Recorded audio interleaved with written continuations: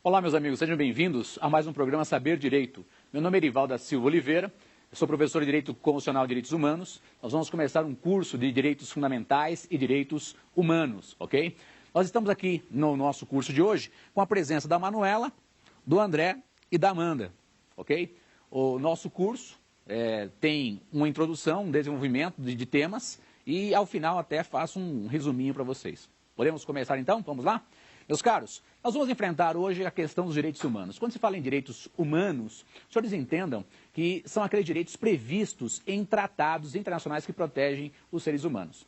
Antes, porém, de entender direitos humanos, nós temos que entender ou caminhar pela evolução até chegar a direitos humanos. Inicialmente, nós tivemos os direitos do homem. Direitos do homem, você entenda, aqueles que são inerentes, vinculados a nós e vêm com a gente desde o nascimento. Então, os direitos do homem são aqueles inatos, inerentes a nós, ok? Inatos, inerentes a nós. Esses direitos do homem não precisam estar documentados, positivados, para serem respeitados. Então, você tem lá o direito à vida, a pessoa nasce para ter a sua vida só interrompida por um processo natural, normalmente. O direito a ser livre, a pessoa nasce para ser livre. A pessoa tem direito à sua intimidade. São direitos chamados direitos do homem, ok? Muito bem. Meus caros, quando nós colocamos esse direito do homem previsto numa Constituição, nós chamamos de direitos fundamentais, ok? Então, direitos fundamentais para fins de concurso, você entenda, ou para você entender o que é direito fundamental numa prova, por exemplo, direito fundamental é aquele assegurado, previsto, escrito em uma Constituição, ok? Aquele centrado, escrito, previsto em uma Constituição. Isso é direito fundamental. Muito bem. Meu caro, então ficou assim. Se eu tenho lá direitos do homem que estão escritos em uma Constituição, a terminologia correta são direitos fundamentais. Tudo bem até aqui? Joia. Agora, avançando, que é o início do nosso programa. Direitos humanos são aqueles direitos do homem e ou fundamentais que estão assegurados em tratados de direitos humanos. Então, para fins de prova, de concurso, você da graduação, etc., falou direitos humanos, tem que lembrar, são aqueles direitos do homem e ou fundamentais assegurados em tratados de direitos humanos. Chamamos de tratados internacionais de direitos humanos. Tem até uma terminologia, né? Direitos humanos, aqueles direitos humanos vinculados ao sistema global, que é o sistema da ONU, e temos aqueles direitos humanos vinculados, no nosso caso Brasil, ao sistema interamericano, o sistema da OEA. Tudo bem? Presta atenção, então. Meu amigo, então acabamos de ver direitos do homem, fundamentais e direitos humanos. Tranquilo? Vamos avançar. Nós escolhemos para comentar com vocês hoje três temas importantes vinculados aos direitos humanos. É o princípio da celeridade, deve ver daqui a pouquinho, a questão do bloco de constitucionalidade e a questão da supralegalidade. Vamos enfrentar então a questão. Vamos começar então com o nosso ordenamento jurídico. Então, cai numa provinha o que é o ordenamento jurídico. Meu caro, o ordenamento jurídico é a somatória de todas as normas que compõem um país, que compõem um Estado. Então, olha, professor, o ordenamento jurídico brasileiro. O que é isso? Meu caro, é a somatória de todas as normas que compõem um país, que compõem um Estado. Tudo bem até aqui? Vamos caminhando devagarzinho. Meu filho, se perguntar para você, professor, me diga uma coisa, o nosso ordenamento jurídico brasileiro hoje, como é que ele é composto? O que eu tenho no nosso ordenamento jurídico hoje? Se você lembrar das suas aulas da graduação, você que fez direito, nós podemos fazer uma pirâmide de Kelsen, né? Lembra aquela pirâmide jurídica? Faz a pirâmidezinha, no topo da pirâmide quem está lá? Está a Constituição, da onde irradia todo o conhecimento, toda a normatização do nosso país. No topo da nossa pirâmide jurídica, quem está lá? A nossa Constituição Federal de 88, ok? Importante, pegadinha de concurso de prova. Está junto com ela o decreto 6949 de 2009. Amado mestre, não entendi. Filhão, no topo da pirâmide jurídica está a nossa Constituição Federal de 88 e junto com ela o decreto 6949 de 2009. Daí você me pergunta, mas poxa vida, professor, um decreto junto com a Constituição? Meu caro. Porque esse decreto 6949 de 2009, que tem caído em vários concursos por aí, é um decreto que internalizou, entenda, colocou dentro do nosso ordenamento jurídico um tratado internacional de proteção às pessoas, um tratado de direitos humanos. Se você quiser anotar, você anote, por favor, aí. O decreto 6949 de 2009, ele tem o que dentro dele? Ele tem uma convenção da ONU, uma convenção internacional de proteção às pessoas com deficiência, ok? Então, lá no topo da pirâmide está a Constituição e o Decreto 6949, que tem dentro dele, esse Decreto 6949, uma convenção internacional, uma convenção da ONU de proteção das pessoas com deficiência e o seu protocolo facultativo. Tudo bem até aqui? Presta atenção, então. Meu caro, quer dizer que nós temos no topo da pirâmide a Constituição e o Decreto 6949. Aí você me pergunta, mas por que esse decreto está junto lá com a Constituição? Respondo para você. Porque esse decreto 6949, ele foi votado nos termos do parágrafo 3º do artigo 5º da Constituição. Ele foi votado seguindo o sistema de votação do parágrafo 3º do artigo 5º da Constituição. Parágrafo 3º do artigo 5º da Constituição. Tudo bem até aqui? Parágrafo 3º do artigo 5º da Constituição.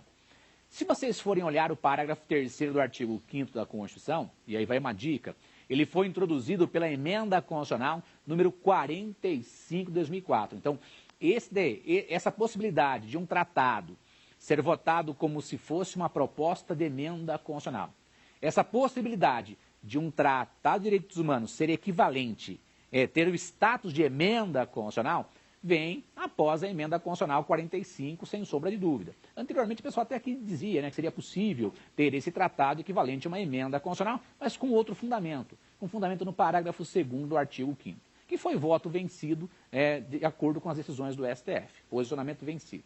Então, por favor, professor, recapitulando, o Decreto 6949 de 2009 é um tratado de direitos humanos que faz parte do nosso sistema jurídico, que foi votado seguindo o sistema de votação do parágrafo 3º do artigo 5º. Tudo bem? Se os senhores forem olhar lá no parágrafo 3º do artigo 5º, o que vocês vão encontrar? Presta atenção. Meu caro, vocês vão encontrar lá um sistema semelhante à aprovação de uma PEC, de uma proposta de emenda constitucional. E qual que é a formulazinha? 3/5 em 2 turnos nas 2 casas do Congresso Nacional. Tem essa formulazinha, ele foi votado seguindo essa formulazinha, filhão. 3/5 em 2 turnos nas 2 casas do Congresso Nacional. Joinha. Amado mestre, quer dizer que esse decreto 6949, votado como se fosse uma PEC, ele está junto com a Constituição no topo da nossa pirâmide jurídica? Isso. Isso cai em prova? Óbvio que sim. Meu caro, quer dizer que a Constituição mais esse decreto, eu tenho 2 normas no topo da pirâmide. Isso corresponde ao quê? Ao chamado bloco de constitucionalidade, que é um outro tema importante então, tá? Então presta atenção, bloco de constitucionalidade. Meu caro, quando se fala em bloco de constitucionalidade, você tem que entender e tomar cuidado para fins de prova. O bloco de constitucionalidade tem origem no direito francês. Lá a Constituição de 1958 diz assim, na parte de direito econômico vai viger os temas da Constituição anterior, de 1946. E no que diz respeito aos direitos e garantias, ou direitos fundamentais, ou direitos de proteção dos indivíduos, vai valer as normas da Declaração de Direitos do Homem e do Cidadão, de 1789. Amado mestre, mas que coisa louca. Repete para mim, com certeza, presta atenção aqui. Filhão, quer dizer que o bloco de constitucionalidade, para fins de concurso, magistratura, defensoria, procuradoria, delegado de polícia e tal, o bloco de constitucionalidade tem origem no direito francês. Se pegar os livros, você vai encontrar isso. Por quê? A Constituição de 1958 da França puxa, chama, recebe, mantém como status de norma constitucional a parte econômica da Constituição francesa também, de 1946. E com relação aos direitos e garantias dos indivíduos, vai buscar lá atrás, na Declaração de Direitos do Homem e do Cidadão, aquela declaração que você estudou, foi aprovada após a Revolução Francesa, lá em 26 de agosto de 1789. Os direitos dos indivíduos, lá da Declaração de Direitos do Homem e do Cidadão, de 1789, estão junto da Constituição Francesa de 1958. Quer dizer que eu tenho somatória de normas no topo da pirâmide. Muito bem. Professor, agora que você mostrou que é a origem do bloco de constitucionalidade e está lá no direito francês, recapitula para mim o bloco de constitucionalidade do nosso sistema brasileiro. Então, com muito prazer, preste atenção. Meu amigo, se nós olharmos no topo da nossa pirâmide jurídica, nós temos a nossa Constituição Federal de 88 e, junto com ela, o Decreto 6949 de 2009, que é um decreto que tem no seu corpo um Tratado de Direitos Humanos que foi votado nos termos do parágrafo 3º do artigo 5º da Constituição. Quantas normas da pirâmide? Duas. A Constituição e o Decreto 6949. Se eu tenho duas normas no topo da pirâmide, eu tenho, para nós no Brasil, pacificamente hoje em dia, o bloco de constitucionalidade. Professor, me dá um conceito pequenininho do que é bloco de constitucionalidade. Lógico, filhão. O que é bloco de constitucionalidade? Você anote se você quiser. É a somatória de diplomas legais, considerados constitucionais, é a somatória de diplomas legais considerados constitucionais, mesmo tendo sido elaboradas essas normas, esses diplomas legais, em momentos diferentes da criação da Constituição. Vou repetir. É a somatória de vários diplomas legais, ou de diplomas legais. Tudo bem? Que são considerados normas constitucionais. São consideradas normas constitucionais, mesmo tendo sido elaboradas essas normas em momentos distintos da Constituição.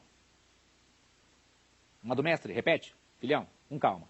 Presta atenção aqui. Ó, bloco de constitucionalidade.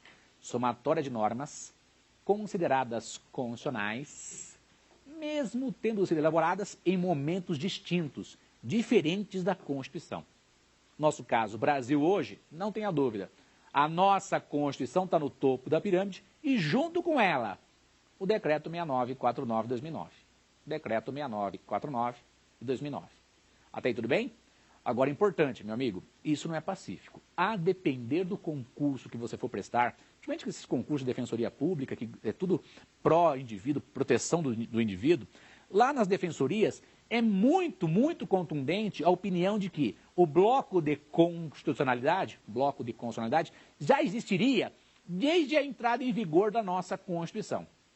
Só que com outro fundamento. Aí você toma cuidado. Qual seria o fundamento? Parágrafo 2º do artigo 5º. E foi um posicionamento contundente, porque no Supremo Tribunal Federal, quando decidiu essa questão do bloco de constitucionalidade, da supralegalidade, foi 6-5, foi apertada a votação. Ok? Então não prevaleceu esse entendimento. Desde a entrada em vigor da nossa Constituição, os tratados de direitos humanos já seriam equivalentes, ou teriam status de normas constitucionais. Não foi prevalente esse entendimento, então tem que tomar cuidado. O que é prevalente hoje? Que o bloco de constitucionalidade existe, sem sombra de dúvida, mas com fundamento no parágrafo 3º do artigo 5º, que veio com a emenda constitucional 45. Tudo bem até aqui? Joinha? Então, bloco de constitucionalidade, duas normas no topo da nossa pirâmide jurídica, Constituição e o Decreto 6949. E aí vai uma outra dica. Tudo bem até aqui? Qual que é a outra dica que eu gostaria que você anotasse, se você quiser, óbvio?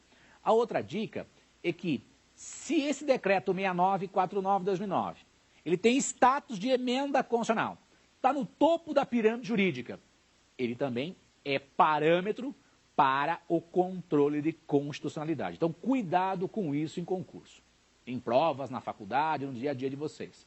O decreto 6949 de 2009, ele, como tem status, tem a aparência, né, de emenda constitucional, na verdade semelhante a uma emenda, ele também é passível de controle de constitucionalidade. Ele é passível de controle de constitucionalidade.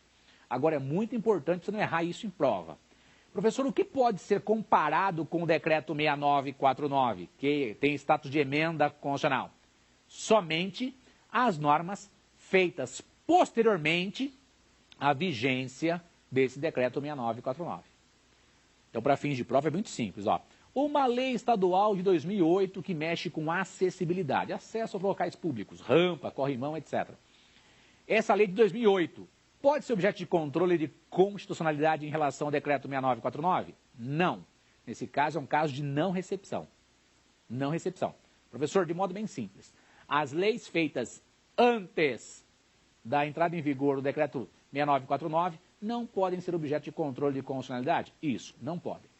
E vem a pergunta, então, quem pode ser comparado com o decreto 6949 para fins de controle de constitucionalidade? Presta atenção. Meu caro, quem pode ser comparado são normas feitas posteriormente à Constituição Federal de 88. Normas feitas posteriormente à entrada em vigor da Constituição Federal de 88. Tudo bem daqui? Professor, feitas posteriormente à Constituição? Posteriormente à Constituição, e melhor ainda, para comparar com o decreto 6949, tem que ser posterior ao decreto 6949 de 2009. Professor, sem confundir muito e clareando os pensamentos meus aqui. Filho, aquilo que pode ser objeto de controle de constitucionalidade em relação à Constituição Federal é aquilo feito posterior à Constituição. Joia. Professor, e aquilo que pode ser objeto de controle de constitucionalidade em relação ao decreto 6949? Somente as normas feitas posteriormente ao decreto 6949. Ficou claro para vocês? Então, só pode ser objeto de controle de constitucionalidade em relação ao decreto 6949, aquilo feito posteriormente ao decreto 6949. Tudo bem? Repete com calma. Toda a calma do mundo, filhão.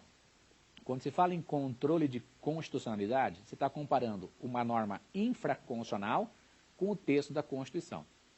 Tudo bem? Isso é controle de constitucionalidade. O que eu vou comparar com a Constituição Federal de 88? Aquilo que foi feito posteriormente à Constituição Federal de 88. Jóia, entendi, tranquilo. O decreto 6949 de 2009, tudo bem? Ele de que ano que é? 2009. O que pode ser objeto de controle comparando com o decreto 6949? Aquilo feito posteriormente à entrada em vigor do decreto 6949.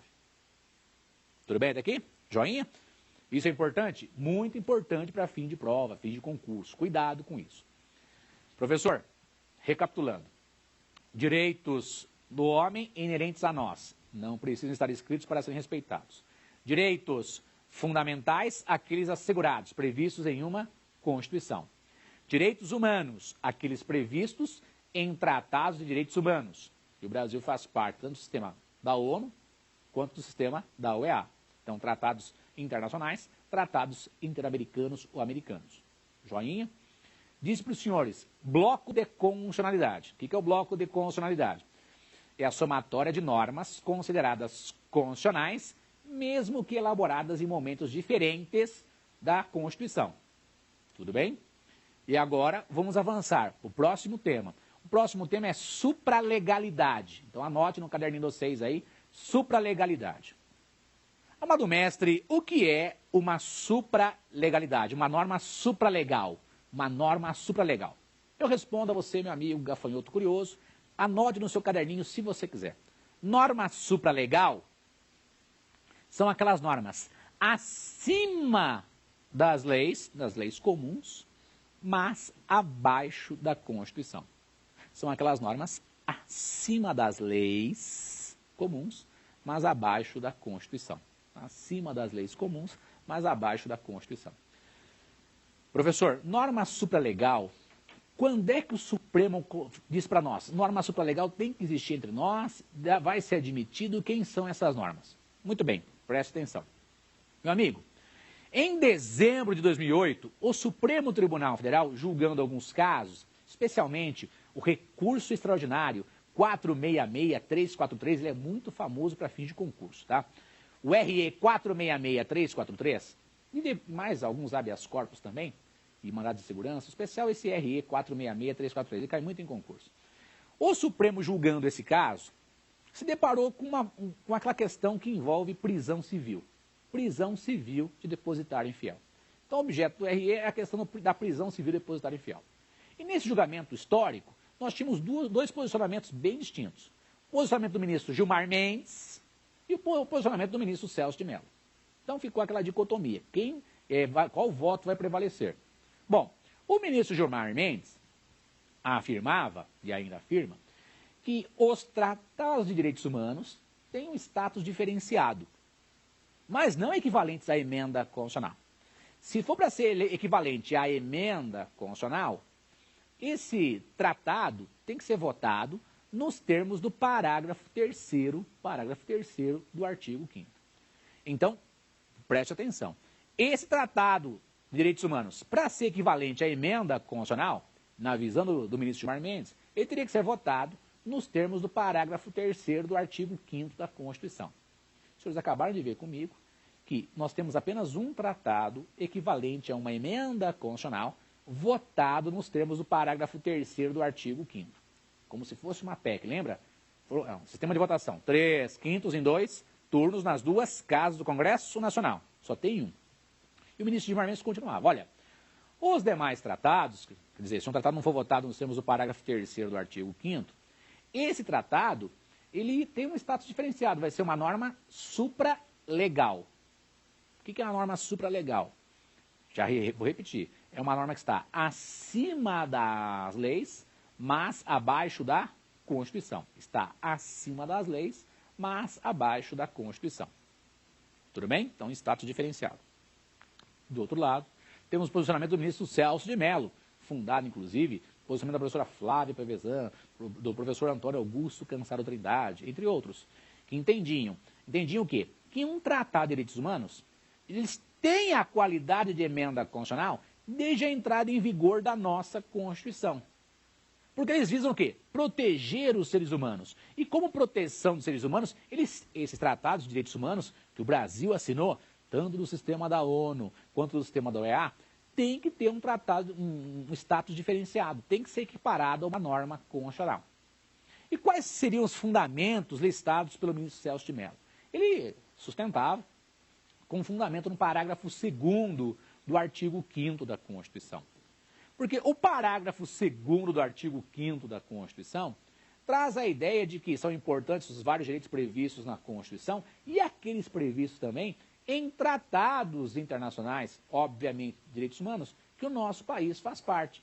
Então, para esse posicionamento da doutrina e da jurisprudência, esses tratados seriam equivalentes às normas constitucionais desde a entrada em vigor da Constituição. Só que o fundamento é outro, é o parágrafo 2º do artigo 5º. Fundamento esse que é muito contundente e que é efetivado, ou é buscado, é pleiteado pelas defensorias públicas no país. Tudo bem? Professor, nesse julgamento aí foi 6-5, qual posicionamento prevaleceu?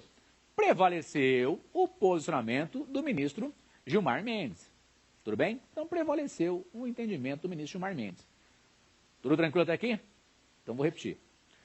Meu caro amigo, a questão de norma supralegal é algo recente, vem lá de dezembro de 2008 para diante. No julgamento de alguns casos que o STF realizou, especialmente o RE 466343, nesse julgamento entendeu-se que os tratados de direitos humanos têm status supralegal, são normas supralegais, estão acima das leis, mas abaixo da Constituição. E o que era discutido nesse RE? Prisão civil de depositário infiel. Prisão civil de depositário infiel era discutido nesse RE. Tudo bem até aqui? E agora vamos ver qual era o conflito que havia nesse julgamento. Presta atenção. Meu caro, estava sendo discutido lá se iria prevalecer o texto da nossa Constituição, artigo 5º, inciso 67, LXV, 2 pauzinhos. Artigo 5º, inciso 67 da nossa Constituição, que lá estabelece a prisão civil para devedor de alimentos e para depositário infiel. Então, no texto da nossa Constituição, a possibilidade de prisão civil para devedor de alimentos e depositário infiel. E as várias legislações que davam suporte a isso. Tudo bem? Então, na nossa Constituição, seria possível, se fosse o caso, prisão civil para devedor de alimentos e para depositário infiel. Ok? Bom, nesse julgamento, meus caros, o que ficou decidido? Prevalece apenas prisão civil para devedor de alimentos. Apenas prisão civil para devedor de alimentos. E qual o maior e mais forte fundamento para essa assertiva? Aí anote o fundamento para a decisão desse RE. Está na Convenção Americana de Direitos Humanos, Convenção Americana de Direitos Humanos, lá no artigo 7º, parágrafo 7º. Convenção Americana de Direitos Humanos, lá no artigo 7º, parágrafo 7º. Eu vou pedir vênia e vou mostrar para vocês, vou ler para vocês o que diz lá. O que é dito lá no artigo 7º, parágrafo 7º do artigo 7º da Convenção Americana. E está dito assim: ninguém deve ser detido por dívida. Ninguém pode ser preso por dívida, tá? Este princípio não limita os mandados de autoridade judiciária competente expedidos em virtude de inadimplemento de obrigação alimentar. Então, lá na Convenção Americana, fica bem claro, prisão civil não pode, salvo no caso de inadimplemento, quer dizer, não pagamento, inadimplemento, voluntário, o indivíduo não quer pagar, inexcusável, o cara não tem justificativa. Tranquilo? Tudo bem até aqui? Então, lá na Convenção Americana, prisão civil só para devedor de alimentos. Não tem que ter prisão civil, salvo obrigação alimentícia. Quem vai mandar fazer isso? Mandar pagar? Vai ser o juiz mandar pagar. Não pagou, vai ficar preso. Até existe uma questão interessante do ministro César Peluso, sendo contrário, inclusive, a esse tipo de prisão, que é algo recentíssimo. Vamos ver se vai vingar o posicionamento dele, tudo sendo convertido em dívida de valor. Bom, vamos ver. Bom, o que interessa para nós? Meu amigo, o Supremo Tribunal Federal, se deparando com essa questão de prisão civil, devedor de alimentos, depositário infiel, previsto na Constituição e legislação interna brasileira, versus Convenção Americana, artigo 7º, parágrafo 7º, que prevê prisão civil só para devedor de alimentos. Quem vai prevalecer? Aliás, quem prevaleceu? Aí preste atenção. Meus amigos, nesse julgamento prevaleceu a opinião do ministro Gilmar Mendes de que os tratados de direitos humanos são normas supralegais, especiais, e como tal deve prevalecer apenas a prisão civil para devedor de alimentos. E além disso, né, explicando para a gente, o inciso 67 do artigo 5º é uma norma constitucional de eficácia contida. O que é isso, professor? Vou explicar. Quando é dito norma constitucional de eficácia contida, eu vou abrir um parênteses para a gente comentar um pouquinho de norma constitucional para entender a profundidade do tema em discussão. Preste atenção.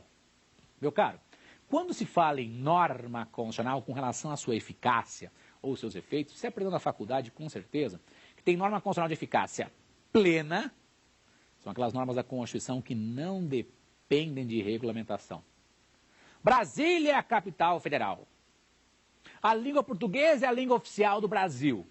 São normas que eu leio na Constituição, leio, entendo e não depende de norma infraconstitucional. Então, aquela norma da Constituição que lá está, eu li e entendi, vale no mundo abstrato, vale no nosso dia a dia. Tudo bem? Joinha. Isso é a norma constitucional de eficácia plena. Abaixo, temos a norma constitucional de eficácia contida. Quando se fala em norma constitucional de eficácia contida, eu sempre brinco com os meus alunos, que é a irmã gêmea da plena. Entenda, elas também não dependem de regulamentação. Elas não dependem de regulamentação. Ok? Mas, nessas normas, admitem a redução de um direito, previsto no texto da Constituição, tá? Então, a norma da Constituição possibilita a redução do direito previsto na Constituição. E você pode perguntar, mas quem é que vai reduzir esse direito? O Congresso Nacional, fazendo uma lei, por exemplo. Então, a norma constitucional de eficácia contida, eu tenho um direito, perfeito. Esse direito admite redução? Sim, está no texto da Constituição. Quem vai reduzir? Vai ser o Congresso Nacional fazendo uma lei, por exemplo. Vamos dar 2 exemplos de concurso de prova? Presta atenção no primeiro. Meu amigo, primeiro exemplo, ó. Artigo 5º, inciso 13. Artigo 5º, inciso 13. X, 3 pauzinhos. Você vai encontrar lá o seguinte, ó. É livre, né, o exercício de qualquer trabalho, ofício ou profissão. Se tivesse colocado no ponto final, você sabe, seria eficácia plena. Só que não tem um ponto final, tem uma vírgula. E é dito assim, atendidas as qualificações profissionais que a lei estabelecer. Meu caro, uma lei futura pode reduzir o acesso a uma atividade profissional. O Supremo, no ano passado, disse que a prova da ordem é constitucional.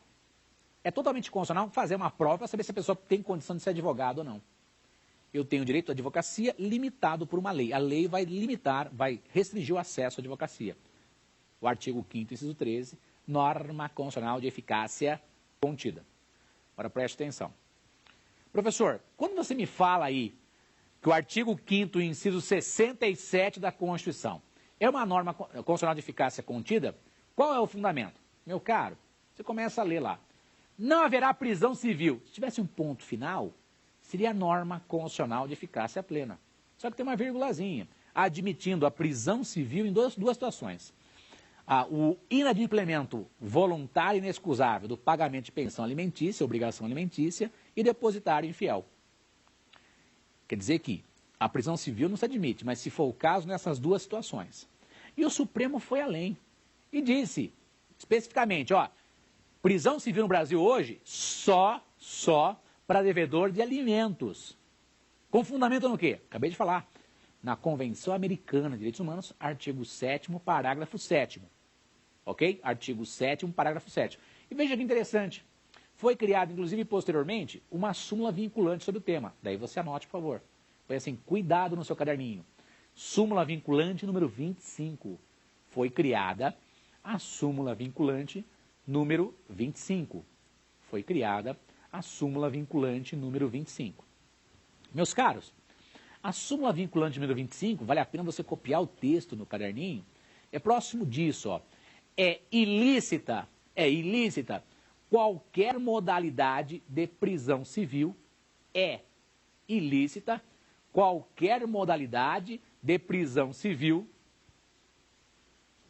de depositário infiel, ok? É ilícita qualquer modalidade de prisão civil de depositário infiel. Meus amigos, veja que interessante. Com fundamento na Convenção Americana de Direitos Humanos. Com fundamento na Convenção Americana de Direitos Humanos. Nós temos hoje, no nosso país, o estabelecimento de prisão civil só para devedor de alimentos. Ok? Devedor de alimentos. Inclusive foi editada uma súmula vinculante sobre o tema. Foi editada sobre o tema uma súmula vinculante que é de número 25. E agora põe uma observação no seu caderninho, põe assim embaixo. Observação. Observação. Descumprida uma súmula vinculante,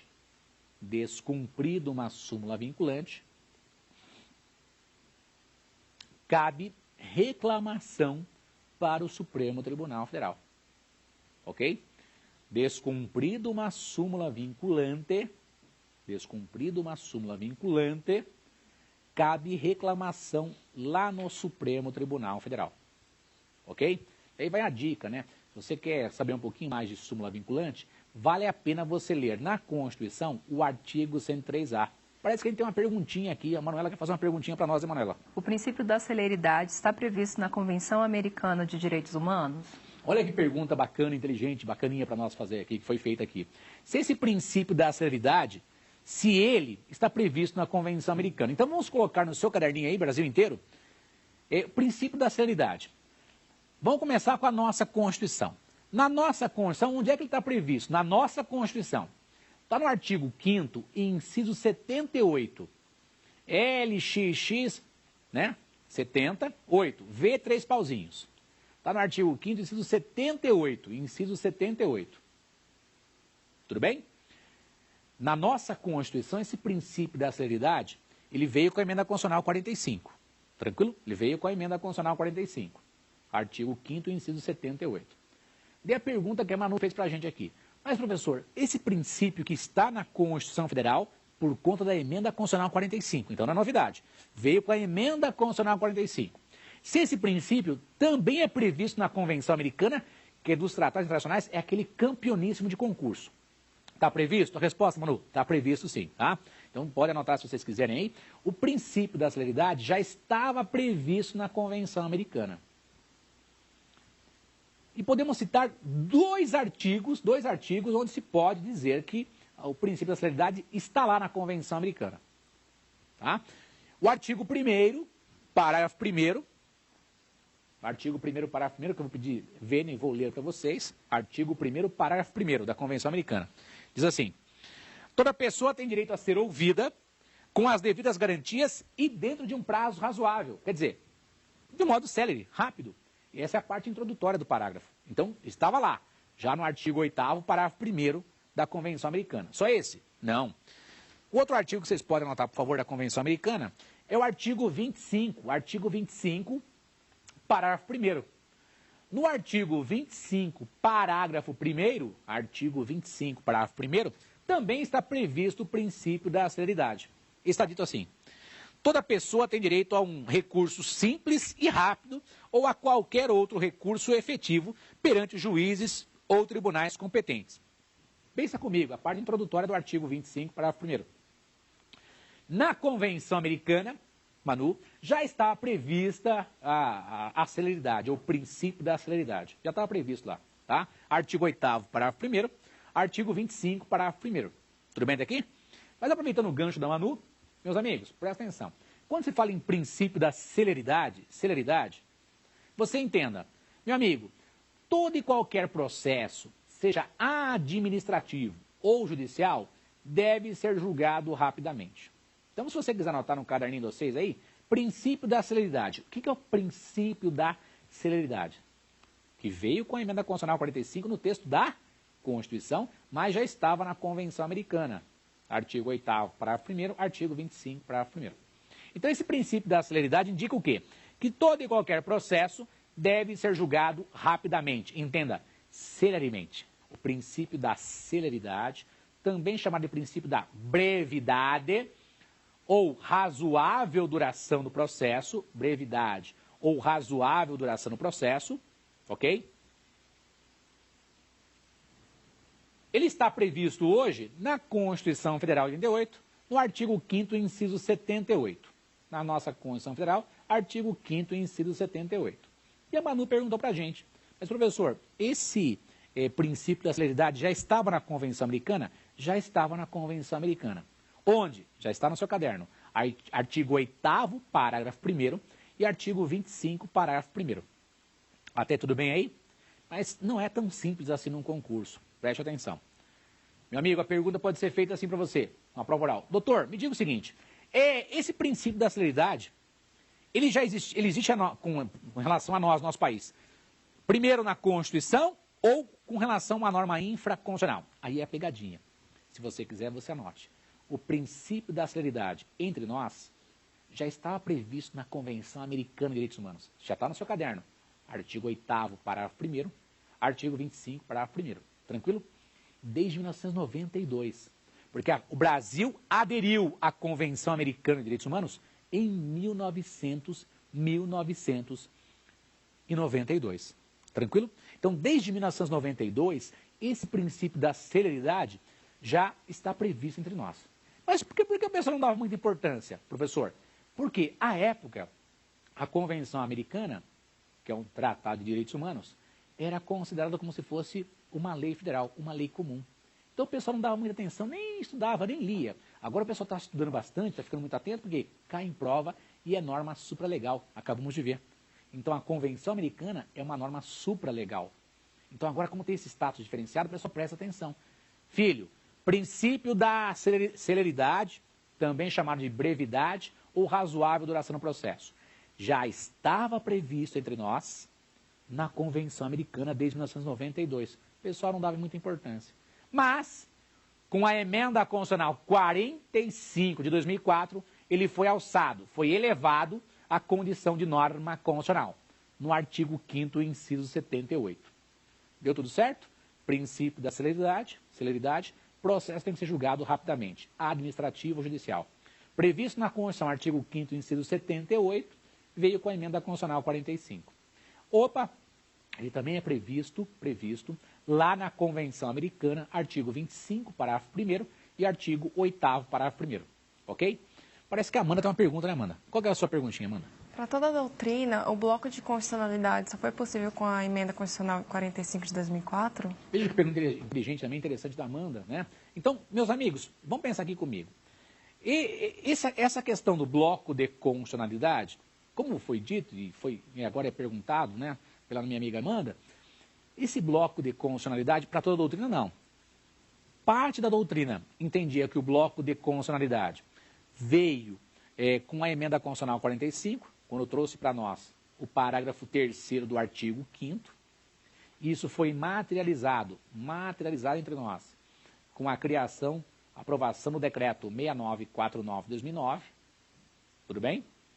E parte da doutrina entendia que o bloco de constitucionalidade já estava entre nós, desde a entrada em vigor da nossa Constituição, ok? Só que é interessante, essas pessoas que sustentavam que o Tratado de Direitos Humanos já tinha status de emenda constitucional com fundamento no parágrafo 2º do artigo 5º, entendiam que qualquer tratado de direitos humanos entrou em vigor a nossa Constituição. Já tinha esse status de norma constitucional. Já tem esse status. Podemos citar aí a professora Flávia Piovesan, Antônio Augusto Cansado Trindade, entre outros. Ok? Só, meus caros, e Amanda, cuidar com isso em concurso, em prova, esse posicionamento foi um posicionamento vencido no Supremo Tribunal Federal. Por exemplo, no julgamento do RE 466-343, que ele é muito famoso. Então, para nós, hoje é pacífico, prevaleceu o entendimento do ministro Gilmar Mendes. Bloco de constitucionalidade, não tenha dúvida, veio com o parágrafo 3º do artigo 5º, a sua possibilidade, em abstrato, e que foi materializado com o decreto 6949 de 2009, que é aquele tratado internacional que versa sobre direitos humanos, proteção das pessoas com deficiência. Então, não se esqueça, quando é dito bloco de constitucionalidade, recapitulando o que é a somatória de normas tidas como normas constitucionais, mesmo que essas normas tenham sido feitas em momentos distintos, em momentos diferentes, ok? Momentos distintos, diferentes. E importante para nós, professor, hoje, se eu pegar a nossa pirâmide jurídica, no topo está a Constituição, mais o decreto 6949, que é um tratado de direitos humanos, que tem status de norma constitucional e, como tal, junto com a Constituição, forma o bloco de constitucionalidade. Então, minha amiga Amanda, o bloco de constitucionalidade, não tenha dúvida, hoje é pacífico. Ele está aqui previsto na Constituição, decreto 6949. Tranquilo? Mas todo mundo pensa assim? Não. Por exemplo, a professora Flávia Piovesan, Antônio Augusto Cansado Trindade, entre outros, entendem que o bloco de constitucionalidade já existia com outro fundamento, parágrafo 2º do artigo 5º. Tudo bem até aqui? Então, direitos, recapitulando tudo, né? Direitos do homem, aqueles vinculados a nós desde o nascimento, são inatos a nós. Direito à vida, à liberdade, direito à intimidade. Não precisa estar escrito para ser documentado. Tudo bem? Depois, nós temos lá, quando se fala em direitos fundamentais, esses direitos do homem, quando consignados, previstos, escritos na Constituição de um país. Pense no nosso artigo 5º, é um campeão de concurso. Eu sempre brinco. Está sem fazer nada, leia o artigo 5º. Não quer ir na casa da sogra, fala que tem que ler o artigo 5º e assim vai embora. Tudo bem? Lá tem direitos fundamentais. Esses direitos fundamentais, como o direito à vida, à liberdade, quando previstos em tratados de direitos humanos, por exemplo, previsto na Convenção Americana de Direitos Humanos, previsto no Pacto Internacional de Direitos Civis e Políticos, de 1966, lá de Nova York, em vários outros pactos. Direito à vida, à liberdade, quando consignado em um tratado de direitos humanos, chamamos de direitos fundamentais. Direitos fundamentais, ok? Muito bem. Professor, o bloco de constitucionalidade é a somatória de normas tidas como constitucionais, mesmo tendo sido elaboradas em momentos distintos, diferentes da Constituição. Sim, mesmo tendo sido elaboradas em momentos distintos, diferentes da Constituição. Nosso país hoje, a Constituição Federal, o Decreto 6949. E logo abaixo da Constituição, o que nós vamos encontrar? As normas supralegais. E o que é isso? São normas que estão acima das leis, mas abaixo da Constituição. No seu caderninho é muito simples. São os demais tratados de direitos humanos que o Brasil faz parte. Os demais tratados de direitos humanos que o Brasil faz parte são normas supralegais. Me dá um exemplo? Vou te dar 3 exemplos. A Convenção Americana de Direitos Humanos é uma norma supralegal. Cai muito em concurso. Quem mais? O Estatuto de Roma, que criou o Tribunal Penal Internacional. O Estatuto de Roma é norma supralegal. O Pacto Internacional de de Direitos Civis e Políticos, o PIDCP, Pacto Internacional de Direitos Civis e Políticos. São todas normas supralegais, de modo bem simples. No nosso país, se você for pesquisar sobre o tema, os tratados de direitos humanos têm duas naturezas possíveis, dois status possíveis. Ou é norma constitucional, só tem um, Decreto 6949, de 2009, ou ele é norma supralegal. Entenda, está acima das leis, mas abaixo da Constituição.